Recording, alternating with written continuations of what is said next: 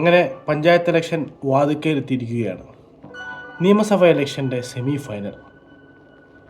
ഇരു പാർട്ടികൾക്ക് നിർണായകം. അതായത് ഇന്ത്യൻ നാഷണൽ കോൺഗ്രസിനും കമ്മ്യൂണിസ്റ്റ് പാർട്ടി ഓഫ് ഇന്ത്യ മാർക്സിസ്റ്റിനും.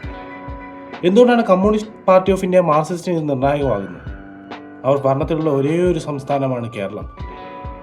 ഇന്ത്യയിൽ മറ്റൊരിടത്തും അവർക്കിപ്പോൾ ഭരണമില്ല. മുമ്പ് ബംഗാളിലും ത്രിപുരയിലും ഉണ്ടായിരുന്നു. ബീഹാർ പോലുള്ള പോക്കറ്റ് സൈസുകളിൽ അവർക്ക് ഒരുപാട് MLA മാരുണ്ടായിരുന്നു. ഒരു കാലത്ത് പ്രധാനമന്ത്രി പദം വരെ അവർക്ക് ലഭിക്കേണ്ടതായിരുന്നു. ജ്യോതി ബസു പ്രധാനമന്ത്രി ആകേണ്ടതായിരുന്നു. എന്നാൽ അവരെ നിരസിച്ചു. ഒരുപക്ഷെ അന്ന് ജ്യോതി ബസു പ്രധാനമന്ത്രി ആയിരുന്നെങ്കിൽ ഇന്ന് കമ്മ്യൂണിസ്റ്റ് പാർട്ടിയുടെ അവസ്ഥ മറ്റൊന്നായേനെ. ഒരുപക്ഷെ ഇന്ന് വീണ്ടും രാജ്യം ഭരിക്കുന്ന ഒരു പാർട്ടിയായി മാറിയേനെ. അത് ചരിത്രം. പകരം ദേവഗൗഡയാണ് ആയത്. 1996 തോന്നുന്നു ദേവഗൗഡയാണ് പകരമായത്.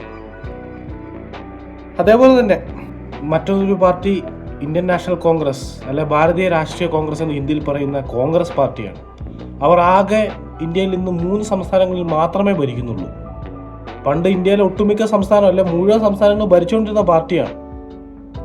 ആകെ ഉള്ളത് കർണാടകയിലും ഹിമാചൽ പ്രദേശിലും തെലങ്കാനയിലും. വെറും 3 സംസ്ഥാനങ്ങളിൽ മാത്രം. കർണാടകയിലാണെങ്കിൽ സിദ്ധരാമയ്യ ഭരിക്കുന്നു. സിദ്ധരാമയ്യ മാറ്റണ്ടെന്നൊക്കെ അഭിപ്രായങ്ങളുണ്ട്, തമ്മിത്തലുണ്ട്. DK ശിവകുമാർ മുഖ്യമന്ത്രിയാകാൻ ശ്രമിക്കുന്നുണ്ട്. അതേപോലെ തന്നെയാണ് ഹിമാചൽ പ്രദേശ്. അവരെ സുഖ്വീന്ദർ സിംഗ് സുഖു എന്നൊരു മുഖ്യമന്ത്രിയാണ്. പിന്നെയുള്ളത് തെലങ്കാനയിൽ രേവന്ത് റെഡ്ഡി. അദ്ദേഹം ശക്തനായ ഒരു നേതാവാണ് രേവന്ത് റെഡ്ഡി തെലങ്കാനയിൽ. പിന്നീട് പല സംസ്ഥാനങ്ങളിലും ഭരണം നഷ്ടപ്പെട്ടു. പഞ്ചാബിലും ഭരണം നഷ്ടപ്പെട്ടു. പഞ്ചാബിൽ പണ്ട് ക്യാപ്റ്റൻ അമരീന്ദർ സിംഗ് ആയിരുന്നു. അദ്ദേഹമായിരുന്നപ്പോൾ വളരെ ശക്തരായിരുന്നു. എന്നാൽ അദ്ദേഹത്തെ ധൃതി പിടിച്ച് മാറ്റുകയും മറ്റൊരാളെ കൊണ്ടുവരികയും ചെയ്തു. ചരൺദീപ് സിംഗ് ചന്നി എന്ന വ്യക്തിയെ കൊണ്ടുവരികയും ചെയ്തു. അതിനുശേഷം അവർ തകർന്നടിയുകയാണ് ഉണ്ടായത്.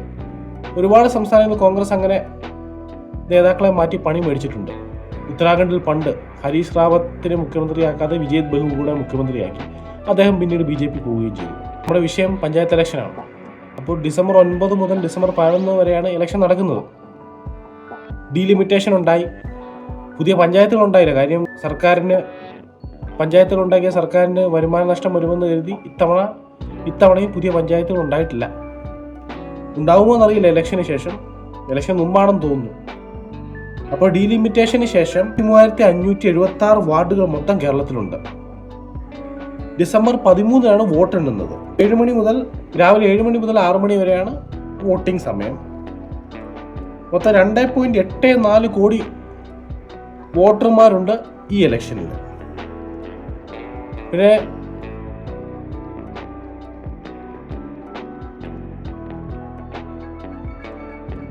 ഭരണത്തിന്റെ കാര്യക്രമം മികച്ച രീതിയിൽ പോകാനായിരിക്കാം ഒരുപക്ഷെ ഈ 3 ലെയർ അല്ലെ 3 ടയർ വെച്ചിരിക്കുന്നത്. ഒരുപക്ഷെ ഇതൊരു അധിക ബാധ്യതയാണ്. യഥാർത്ഥത്തിൽ 1-2 ടയറുകളുടെ ആവശ്യമേ ഉള്ളൂ. അത് പോട്ടെ. അപ്പം 3 പാർട്ടിക്കാരുണ്ട്, അല്ലെ 3 മുന്നണികളുണ്ട്. UDF, LDF, NDA. ഞാൻ മുൻപ് പറഞ്ഞിരുന്നു. NDAക്ക് പിന്നെ കേരളത്തിൽ വിജയിക്കുക പാടുള്ള കാര്യമല്ല, അസാധ്യമെന്ന് പറയാം. കാര്യം ഡെമോഗ്രാഫിക്കൽ ഡിസഡ്വാൻറ്റേജ് ഉണ്ട് NDAക്ക്. അതായത് ഇവിടുത്തെ ന്യൂനപക്ഷം ഏകദേശം 55% ന്യൂനപക്ഷമാണ് കേരളത്തിൽ.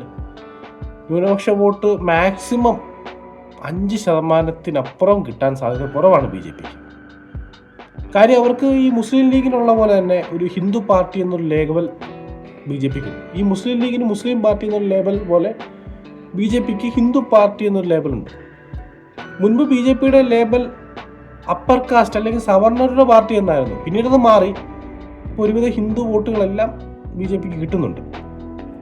കേരളത്തിൽ ഏകദേശം 15 മുതൽ 20% വോട്ടുണ്ട്. പക്ഷേ വോട്ട് സീറ്റാകുന്നില്ല. വാർഡിൽ കുറച്ച് വിജയിച്ചേക്കാം. 2020 വിജയിച്ചത് LDF ആണ്. 40% വോട്ട് LDFന് ലഭിച്ചു. UDFന് 37.9, NDAക്ക് 15%. 514 ഗ്രാമപഞ്ചായത്തുകൾ LDF നേടി. 321 ഗ്രാമപഞ്ചായത്തുകൾ UDFും 19 ഗ്രാമപഞ്ചായത്തുകൾ NDAയും നേടി. 108 ബ്ലോക്ക് പഞ്ചായത്ത് സീറ്റുകൾ LDFനും 38 ബ്ലോക്ക് പഞ്ചായത്ത് സീറ്റുകൾ UDFനും. NDAക്ക് ഒരു ബ്ലോക്ക് പഞ്ചായത്തിൽ പോലും വിജയിക്കാൻ സാധിച്ചില്ല. അതേപോലെ ജില്ലാ പഞ്ചായത്തിൽ 11 ജില്ലാ പഞ്ചായത്തുകൾ LDFനും 3 ജില്ലാ പഞ്ചായത്തുകൾ UDFും നേടി. NDAക്ക് അവിടെയും ജയിക്കാൻ സാധിച്ചില്ല. മുനിസിപ്പാലിറ്റികളിൽ 43 മുനിസിപ്പാലിറ്റികൾ വിജയിച്ചത് LDFും 41 മുനിസിപ്പാലിറ്റികൾ വിജയിച്ചത് UDFും 2 മുനിസിപ്പാലിറ്റികൾ വിജയിച്ചത് NDAയുമാണ്. പിന്നെ കോർപ്പറേഷൻ 6 കോർപ്പറേഷനുകളാണുള്ളത്. അതിൽ 5 LDFും 1 UDFും നേടി. 2025 ആയിരിക്കുകയാണ്. അപ്പം കൊളീഷൻ ഏതൊക്കെയാണെന്ന് നോക്കിയാൽ ഇപ്പോൾ LDF-ലുള്ളത് കമ്മ്യൂണിസ്റ്റ് പാർട്ടി ഓഫ് ഇന്ത്യ മാർക്സിസ്റ്റ് പ്രധാനപ്പെട്ട പാർട്ടിയാണ്. അവരുടെ കൂടെ തന്നെ CPI ഉണ്ട്, കേരള കോൺഗ്രസ് M ഉണ്ട്, ജനതാദൾ S, തോമസ് P, അതായത് മാത്യു ടി തോമസിൻ്റെ പക്ഷം ജനതാദൾ S ഉം LDF-ൻ്റെ കൂടെയാണ്. പിന്നെ NCP SP. ഇപ്പോൾ NCP രണ്ടാണല്ലോ, NCP Ajith പവാറും NCP Sarath Pawar. Ajith Pawar BJP-യുടെ കൂടെയാണ്. ഒരിക്കലും കേരളത്തിൽ LDF UDF അക്സെപ്റ്റ് ചെയ്യാൻ പറ്റില്ല. അതുകൊണ്ട് NCP SP-യും പിന്നെ കോൺഗ്രസ് S, കടന്നപ്പള്ളി രാമേന്ദ്രൻ്റെ കോൺഗ്രസ് S-ഉം LDF-ലാണ്. പിന്നെ UDF-ലുള്ള പാർട്ടികളാണ് ഇന്ത്യൻ യൂണിയൻ മുസ്ലിം ലീഗ്, കേരള കോൺഗ്രസ് ജോസഫ്, കേരള കോൺഗ്രസ് ജേക്കബ്, അതായത് പിറവം MLA അനൂപ് ജേക്കബിൻ്റെ പാർട്ടി, RSP, പിന്നെ CMB ജോൺ വിഭാഗവും UDF-ലാണ്. പിന്നെ NDA-യിൽ അധികം പാർട്ടികളില്ല. BJP, BDJS, പിന്നെ കേരള കാമരാജ് കോൺഗ്രസ് എന്ന് പറഞ്ഞൊരു പാർട്ടിയും കൂടെ ഉണ്ട്. ഈ 3 പാർട്ടികൾ മാത്രമാണ്. പിന്നെ SDPI welfare party, Aam Aadmi party 2020-യുടെ കിഴക്കമ്പലത്തുള്ള 2020, ഇവരെല്ലാം ഇലക്ഷൻ ഉണ്ട്. മൊത്തം 941 ഗ്രാമസഭാ സീറ്റുകളാണുള്ളത്. 152 ബ്ലോക്ക് പഞ്ചായത്ത് സീറ്റുകളും 14 ജില്ലാ പഞ്ചായത്ത് സീറ്റുകളും 86 മുനിസിപ്പാലിറ്റി സീറ്റുകളും 6 കോർപ്പറേഷനുകളുമാണ് മൊത്തമുള്ളത്. മൊത്തം 17,337 ഗ്രാമപഞ്ചായത്ത് സീറ്റുകളുണ്ട്. 2,267 ബ്ലോക്ക് പഞ്ചായത്ത് സീറ്റുകളും 346 ജില്ലാ പഞ്ചായത്ത് സീറ്റുകളും 3,205 മുനിസിപ്പാലിറ്റി സീറ്റുകളും 346 കോർപ്പറേഷൻ സീറ്റുകളുമുണ്ട്. ആരൊക്കെ ജയിക്കുമെന്ന് കണ്ടറിയാം. മുനിസിപ്പൽ കോർപ്പറേഷൻ എന്നൊക്കെ പറയുമ്പോൾ തിരുവനന്തപുരം, കോഴിക്കോട്, കൊച്ചി, കൊല്ലം, തൃശ്ശൂർ, കണ്ണൂർ സീറ്റുകളാണുള്ളത്. അപ്പം 9-ാം തീയതി അറിയാൻ സാധിക്കും ആര് വിജയിക്കും. വോട്ട് നോക്കിയും കണ്ടും ചെയ്യുക. വികസനം കൊണ്ടുവരുമെന്ന് ഉറപ്പുള്ളവർക്ക് മാത്രം ചെയ്യുക. അഴിമതി രഹിത ഭരണമാണ് നമുക്ക് വേണ്ടത്. 5 വർഷത്തിൽ ഒരിക്കൽ മാത്രം കിട്ടുന്ന അവസരമാണ്. എന്നിരുന്നാലും അടുത്ത നിയമസഭാ ഇലക്ഷൻ്റെ സെമി ഫൈനലാണ്. അപ്പം നോക്കിയും കണ്ടും വോട്ട് ചെയ്യുക. വോട്ട് ചെയ്യാൻ പോകുന്നവർക്ക് ആശംസകൾ. നന്ദി, നമസ്കാരം.